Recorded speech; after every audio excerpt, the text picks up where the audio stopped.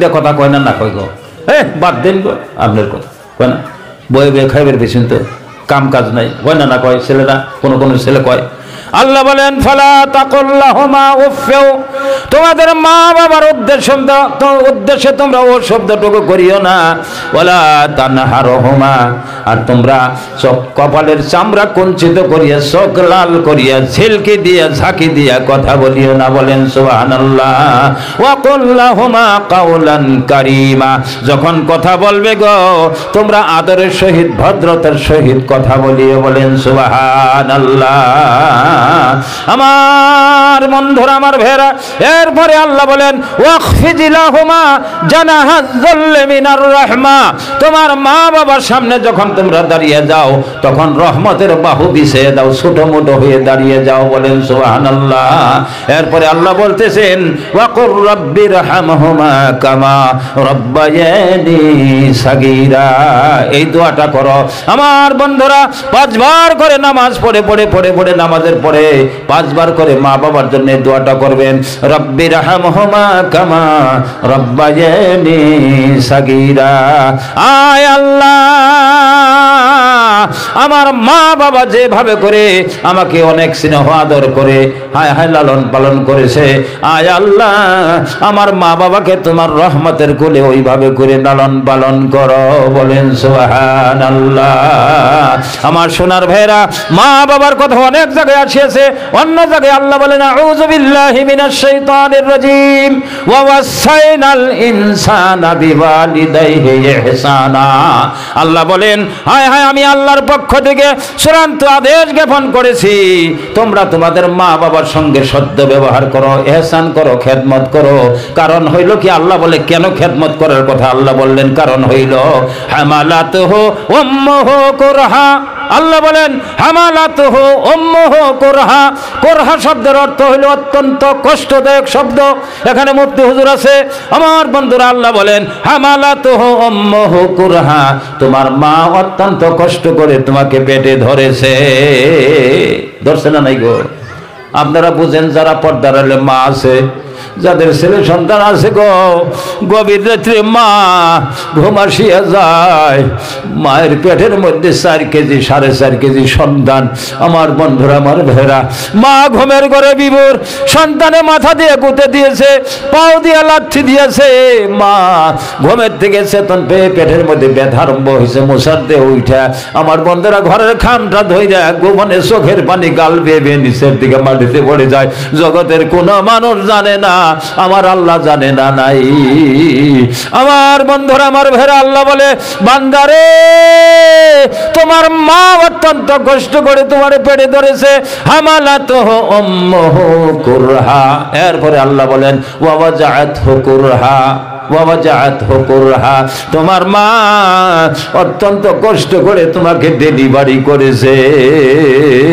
আমার সোনার ভাইরা, যারা আমার মা আছেন, যারা বাবা আছেন, আমার বন্ধুরা আমার ভাইরা, এই পৃথিবীতে আমার সোনার ময়নারা হায় হায় ডেলিভারি হইতে হাজার হাজার লক্ষ লক্ষ মা মৃত্যুবরণ করেছে, হাসানা মিছে। আমার বন্ধুরা আমার ভাইরা, সাধারণভাবে ডেলিভারি হয় না যখন বর্তমান সময় আমার বন্ধুরা সিজারিং করার পরে একজন মানুষ জবাই করলে যেরকম হয় প্রায় ওই রকম হয়। মায়ের শরীর থেকে একজন মানুষ জবাই করলে যত রক্ত ব্লাড চলিয়া যায় তার চেয়ে বেশি রক্ত চলিয়া যায় মার শরীর থেকে। আমার বন্ধুরা মাও রক্তাক্ত হয়ে যায়। আমার বন্ধুগণ হায় হায় অত্যন্ত কষ্ট করে মা তোমাকে ডেলিভারি করেছে। আল্লাহ বলে আমার বন্ধুরা আমার ভাইরা, হায় হায় মা যখন ডেলিভারি করে হায় হায় সোনার টুকরা সন্তান সোনার ময়না আমার বন্ধুরা যখন মায়ের নিকটে নিয়ে যায় মা অজ্ঞান থাকে। আমার বন্ধুরা নার্সে যে কয় দেখ কি হয়েছে তোর গর্ভে, আল্লাহ তোরে কি দান করেছে।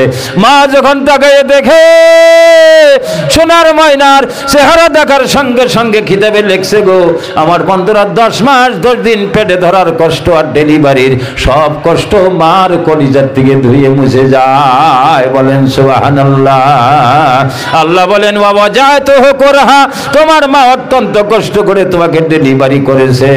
এরপরে আল্লাহ বলে ওয়া হামলুহু ওয়া ফিসালুহু সালাসুনা শাহরা।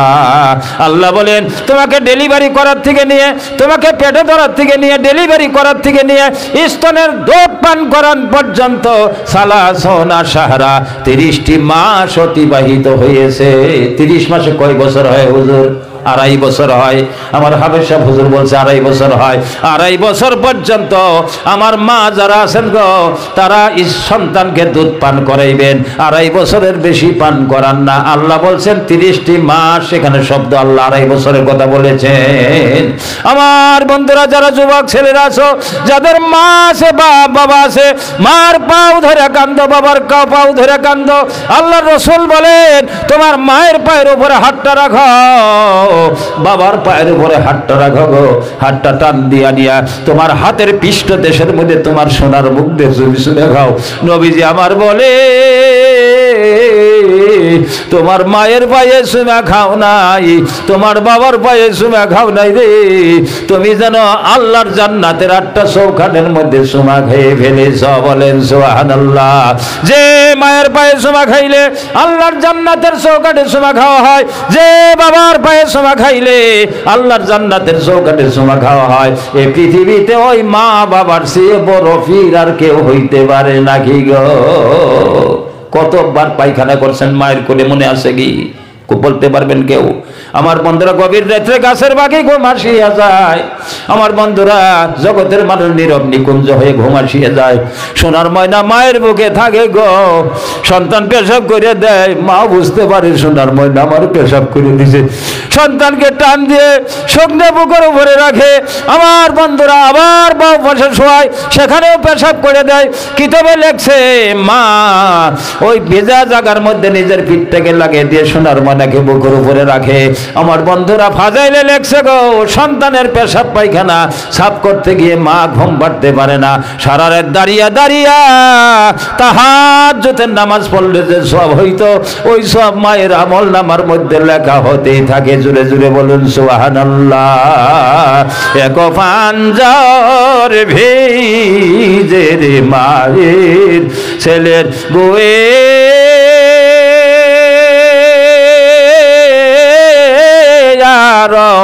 মৌতে আর পাঞ্জর ভিজে রে মায়ের ওই মাঘে মাসের শীতে। আমার সোনার ভাইয়ের, আমার বন্ধুরা রাস্তায় যখন সন্তান হারিয়ে যায়, মা মা করে কান্দে, বাবা বাবা করিয়ে কান্দে। জগতের কোনো মানুষ ডাক শোনে না, মায়ের কানে যখন ডাক চলে যায়, মা ডাক চলে যায়, মা হাজারো কাম ফেলে দিয়ে দৌড়িয়ে বাচ্চাকে গুলে নেয়। হায় হায় আসল দিয়ে ধুলে ভালো করে ঝাড়িয়ে ঝাড়িয়ে দেয়, চোখের পানি মুছিয়ে দেয়।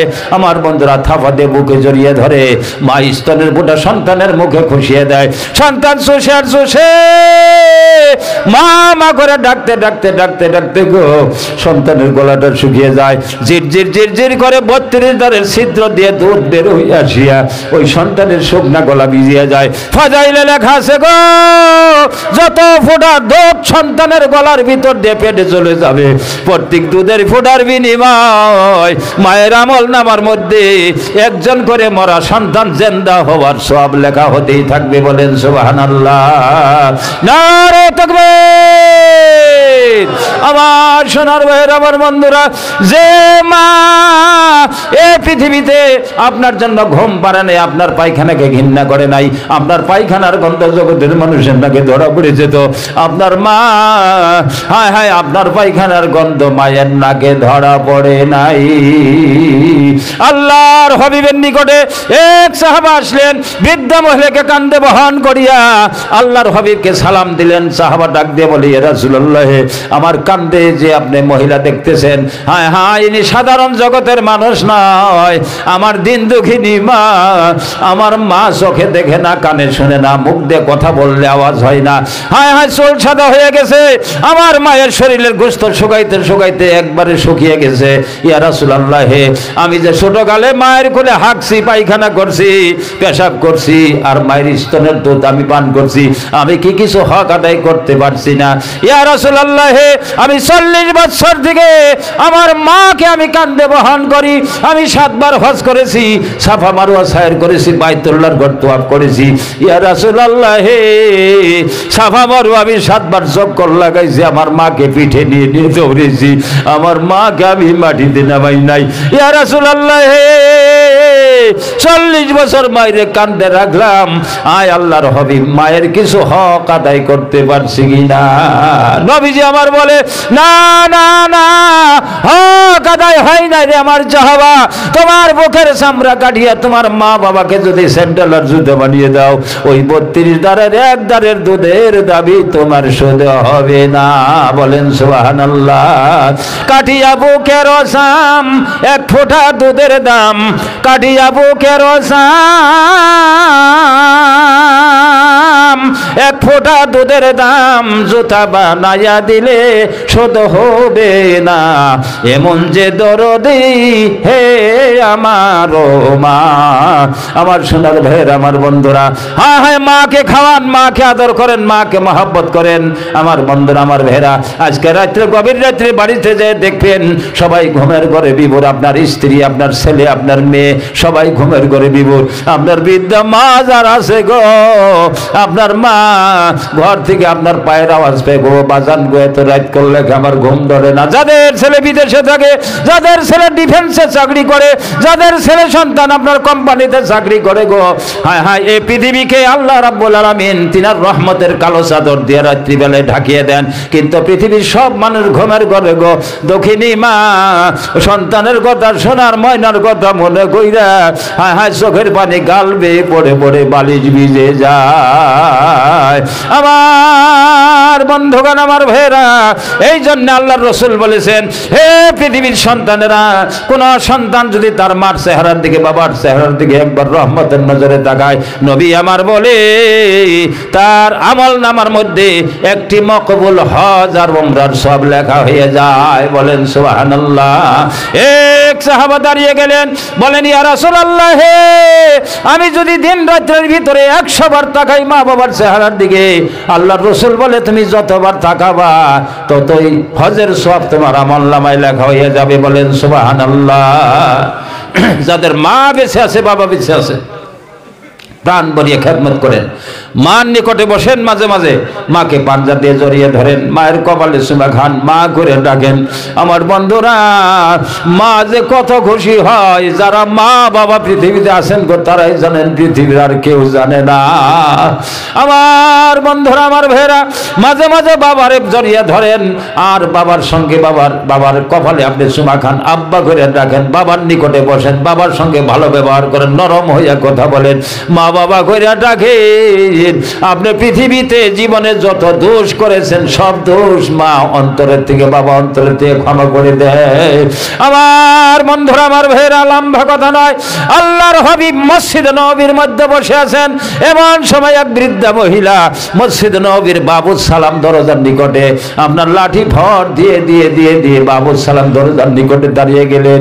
নবীজি আমার দেখলেন, দেখার সঙ্গে সঙ্গে নবীজি আমার দাঁড়িয়ে যায়। বলেন সুবহানাল্লাহ। আল্লাহর হাবিব বৃদ্ধা মহিলাকে বুকের মধ্যে জড়িয়ে ধরলেন, হায় হায় পাঞ্জা দিয়ে ধরিয়া মসজিদ নববীর ভিতরে নিয়ে গেলেন। আল্লাহর হাবিব, আমার বন্ধুরা, হায় হায়, ওনার মাথার রুমালটা ওই বৃদ্ধা মহিলার জন্য মসজিদ নববীর মাঝের মধ্যে বিছিয়ে দিলেন। বৃদ্ধা মানুষটা বসলো, আল্লাহর হাবিবের সঙ্গে দীর্ঘ সময় আলোচনা হইল। বৃদ্ধা মহিলা দাঁড়িয়ে যায়, নবী আমার দাঁড়িয়ে গেলেন। আল্লাহর হাবিব পাঞ্জা দিয়ে বুকের সঙ্গে জড়িয়ে ধরিয়া মসজিদ নববীর বাবুস সালাম দরজা পর্যন্ত আপনার পৌঁছে দিলেন। বৃদ্ধা মহিলা চলে যায় রে। আল্লাহর হাবিব তাকিয়ে তাকিয়ে তাকিয়ে তাকিয়ে দেখলেন, যত দূর দেখা গেল গেল, নবীজি আমার তাকিয়ে থাকলেন। আমার বন্ধুরা, বৃদ্ধা মহিলা আড়াল হয়ে গেল, নবীজি আমার চোখ ফিরাইলেন। সাহাবাগণ ডাক দিয়ে বলে, ইয়া রাসূলুল্লাহ, হে আমরা আচরিত হইলাম, বুঝতে পারি নাই আপনি সাধারণ মানুষ নন, আপনি সারা পৃথিবীর নবীদের ইমাম, সারা পৃথিবীর নবীদের সর্দার, লেজিস্লেটিভ পাওয়ার সারে আল্লাহ রাব্বুল আলামিন আপনাকে বানাইছে শরীয়ত প্রণেতা। আপনি বিশ্ব হাবিব একজন বুড়ি মানুষের জন্য দাঁড়িয়ে যান আর মাথার রুমাল আপনি বিছিয়ে দেন। বুঝতে পারি না ইয়া রাসূলুল্লাহ, ওই বৃদ্ধা মহিলাকে। নবী আমার কান দিয়ে ফেললেন। আল্লাহর রাসূল বলে, হে আমার সাহাবাগণ রে, তোমরা ওনাকে চিনতে পারো নাই, চিনতে পারো নাই। হায় হায়, আমি জীবনে আমার মায়ের আদর তেমন পাই নাই, মায়ের স্তনের দুধ আমি তেমন খাইতে পারি নাই। আমি এতিম ছিলাম, আমার মরণের আমি জন্ম হওয়ার 6 মাস আগে আমার বাবা ইন্তেকাল হয়েছে। হায় হায়, আবুয়া নামে জায়গার মধ্যে আমার 6 বছর বয়সে আমার মাকে আমি হারিয়ে ফেলেছি। বাবা মরে গেছে, আমি ইতিম হইলাম, আমার মাকে হারাই আমি ইতিমের সর্দার হয়ে গেলাম। হে আমার সাহাবাগণ, আমার মায়ের আদর তেমন আমি পাই নাই। আমি যার কোলে কাকে চড়ে, যার কোলে পিঠে চড়ে স্তনের দুধ পান করে করে করে করে বড় হয়েছি, ইনি আমার সেই দুধ মা হযরত হালিমাতুস সাদিয়া রাদিয়াল্লাহু তাআলা আনহা। জোরে জোরে বলুন সুবহানাল্লাহ।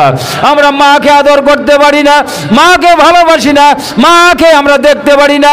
হায় হায়, জঞ্জাল মরে গেলে এই বাসি। এই জন্য মুসলমান নিজের নিজের পায়ের মধ্যে নিজে কুঠার মেলেছে। কথা হাসান মিছা গো। যদি কপাল ফোটাইতে চান, মায়ের পায়ে ধইরা, বাবার পায়ে ধইরা মুসলমান কান্দ। একো আমার বন্ধুরা, এই জন্য কবি বলেছে, হে মুসলমান চলে যাই ইমান, কোঠারে মেরে স আপন পায়।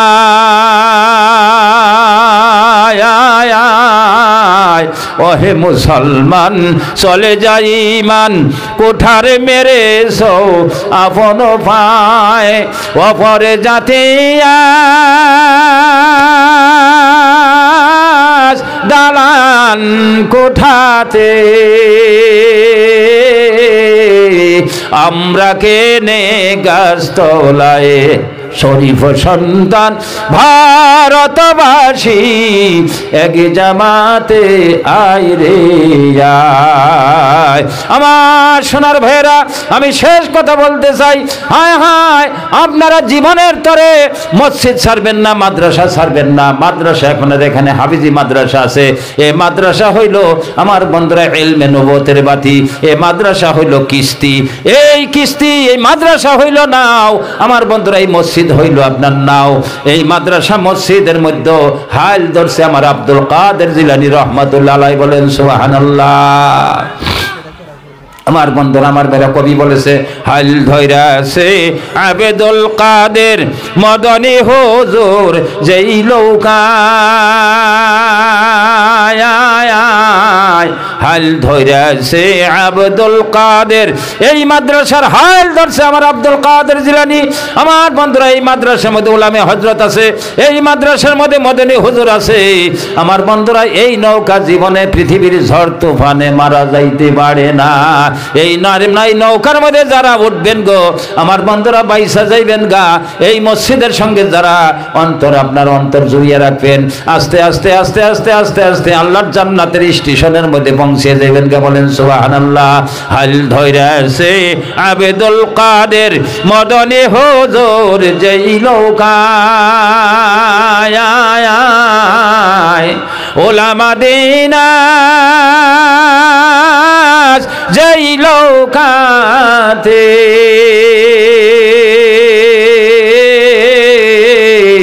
সেই লোকাকে মারা যায়। শরীফ সন্তান ভারতবাসী এক জামাতে আয় রে আয়। আমার সোনার মুসলমান, আমার ভাইরা, হায় হায়, আমরা আর কত অপমান হব, আমার বন্ধুরা কত অবহেলিত হব। মুসলমান আমার বন্ধুরা, আমার ভাইরা, অপমান হইতে হইতে অপমানের শেষ নেই। কথা হাসানে মিছা গো। ভোটার লিস্টের মধ্যে অন্যায়ভাবে ডিল লাগাইয়া ট্রাইব্যুনালে অন্যায়ভাবে বিচার কইরা আমার বন্ধুরা হাজার হাজার মুসলমান নরনারীদেরকে ডিটেন ডিটেনশন ক্যাম্পে আবদ্ধ করছে না নাই? করছে না নাই? মা হারা, বাবা হারা, অনেকে স্বামী হারা, অনেকে ছেলে সন্তান থুয়ে গেছে, অনেকে আপনার স্ত্রী হারা, স্ত্রী থুয়ে গেছে। আমার বন্ধুরা জীবনের তরে ডিটেনশন ক্যাম্পে আবদ্ধ হয়ে গেছে। ওহে মুসলমান, এত অপমান আর কত সহিবি বলো না ভাই। হাজারো মুসলমান,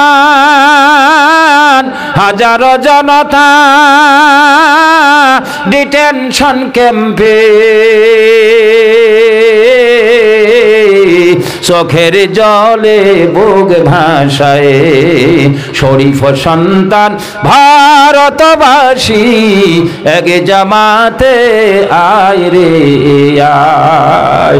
আমার সোনার ভাই বলে, হুজুর গো মা নাই বাবা নাই রে, রাত্রে যখন শুই আমার ঘুম ধরে না, মা বাবার চেহারাটা মনে পড়ে যায়। হুজুর মা যে ফিরার মধ্যে বসে ফিরাটা আমি বিশ্রিয়ে পাই, বাবা যে চেয়ারের মধ্যে বসে চেয়ারটা বিশ্রিয়ে পাই, মা যে পালেঙ্গে শুইছানি পালেংটা বিশ্রিয়ে পাই, আমি সবই ভাই। হ্যাঁ হ্যাঁ বডি দাও দাও ভাই, মা যত জিনিস ব্যবহার করছে আমি বিশ্রিয়ে পাই, শুধু মাকে ওই ঘরে গেলে আমি আর বিশ্রিয়ে পাই না। আমার দুর্গম দুর্গম অন্ধকার মনে হয়। হুজুর আমি ওই মা বাবার ঘরের মধ্যে তালা মাইরা দিছি গো, আমি আর মা বাবার ঘরে কয় বছর থেকে যাই না, কারণ ওই ঘরে গেলে আমার মা বাবার স্মৃতি আমার চোখের সামনে বাইচে ওঠে। আমার বন্ধুরা, যাদের মা নাই বাবা নাই, একজন মা বাবার সোনার সন্তান, সোনার সন্তান মধ্যে মোজাই